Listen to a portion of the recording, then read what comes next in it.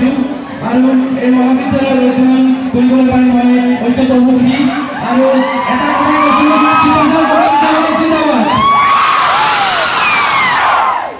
দুবাৰ আগুৱাই কাম কৰোঁ। এতিয়া আহিছোঁ মই মোৰ আজিৰ কৰণীয় কাম সম্পূৰ্ণ কৰিবলৈ। মই আচলতে অভিনয় কৰি খুব ভাল পাওঁ। অভিনয়ৰ বাবে পাগল এজন ল'ৰা। অনুভৱ কৰিছোঁ আপোনালোকক মোক অনুভৱ কৰি 5 মিনিট সময় যদি দিয়ে। এতিয়া আহিছোঁ মাক কচম নাটকখন কৰি আছিলে। মাক কচম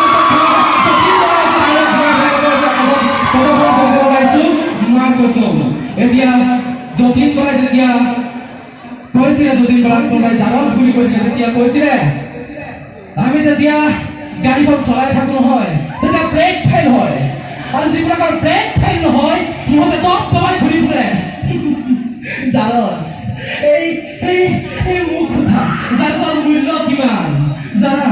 যেতিয়া কোনোবা পিতৃয়ে আৰু কোনোবা কেম্পাইটিয়ে কোনোবা সন্তানহীনতাত ভোগে তেতিয়াই ফিল কৰে, অনুভৱ কৰে জাৰজ কি বস্তু।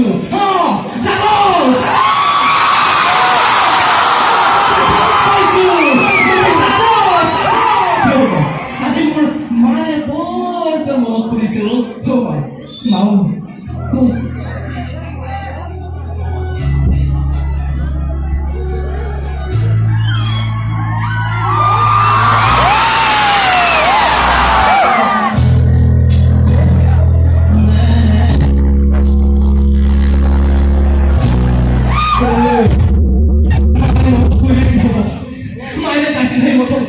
মিঠা গাত দুধ হাসি তুলে গাব মাঝে নাই মোৰ মান পৰিচয় কি কব মাও মোৰ আমাৰ গানে দি গোৱাছিল মা বৰ ফুৰিবলৈ মন গৈছে আমাৰ।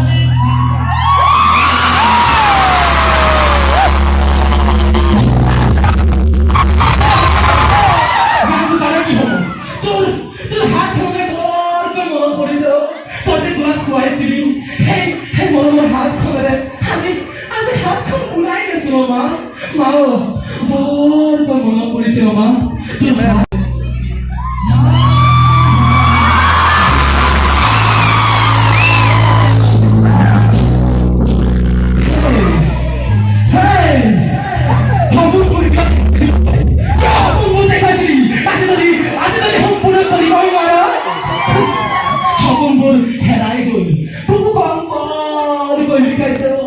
সপোনবোৰ আজি উৰি ফুৰা পক্ষীৰ দৰে পাতলৰ দৰে ঘূৰি ফুৰিছে।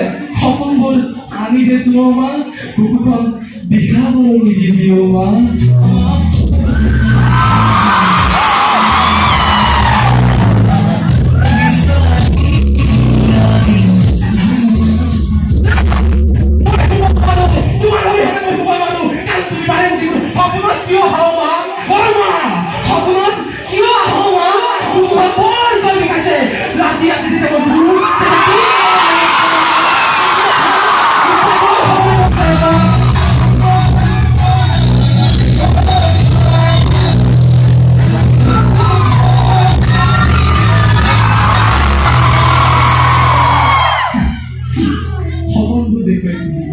আজি উৰি ফুৰিছা তই আকাশত কিন্তু কি হব মৰমৰ মাত ফেৰি নিদিওঁ।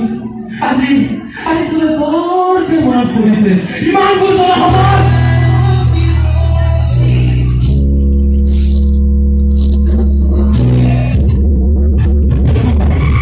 চকুপানী বুলি কথা মনত পৰিছে তই যে কান্দিছিলি মই যে চকুপানী বুলি মচি দিছিলো। আজি কি হৈছে না আজি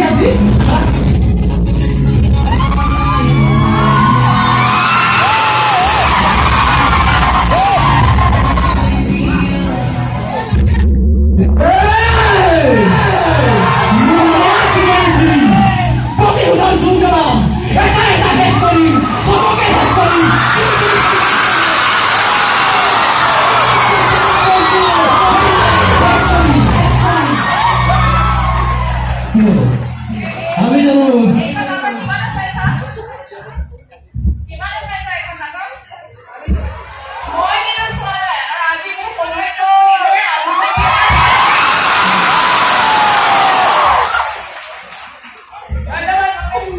ধন্যবাদ। যদি ভুল ভ্ৰান্তি হৈছে ক্ষমা কৰিব, যদি গাড়ী কোনোবা চোৱা আছে তেতিয়াহ'লে